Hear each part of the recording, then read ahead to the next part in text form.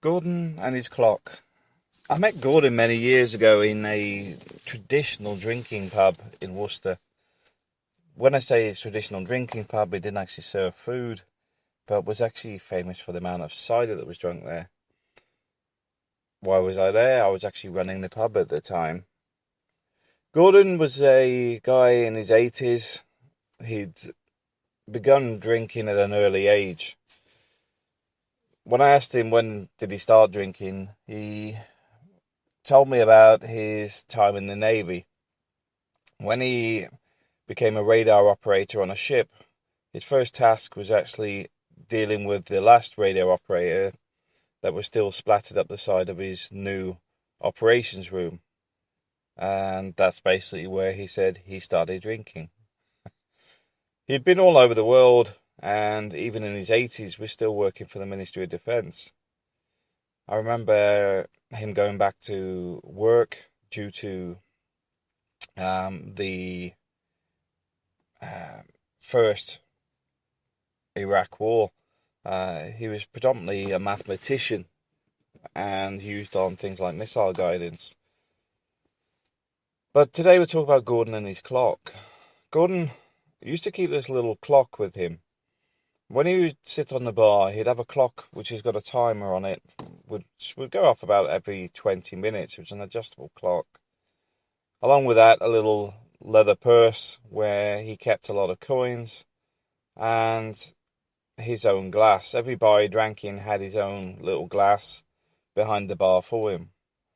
Every time the clock would ring, the barman would refill his glass and take the money from the little leather purse. A lot of people assumed that Gordon was a bit eccentric or maybe a bit of an idiot, but the reality is he understood people. People are very repetitive. Once you program them to do a certain task, they will keep doing it. The point of the clock was not because Gordon could be bothered to order his own drinks, but as soon as that clock rang, it didn't matter how busy the bar was, automatically the barman would switch it off, get Gordon his drink, and then carry on with his task. This meant that Gordon was basically jumping every queue every time he wanted a drink because it was all automatic. The other thing with Gordon, though, is when he died, he'd actually cashed in his last endowment policy. He was quite a smart guy, and he basically was just running out of money as he eventually died. He used to do lots of little things that were just quite quirky and interesting, which is why I took an interest in him. For example, on the way home, he would count 6 railings, stand for a few seconds, then go another 6, normally because he was intoxicated at the time. He once went to the doctor's, and the doctor asked him how much he drank, and he said 2 a day. The doctor told him to cut that down to at least one, if not less. The doctor was implying 1 glass.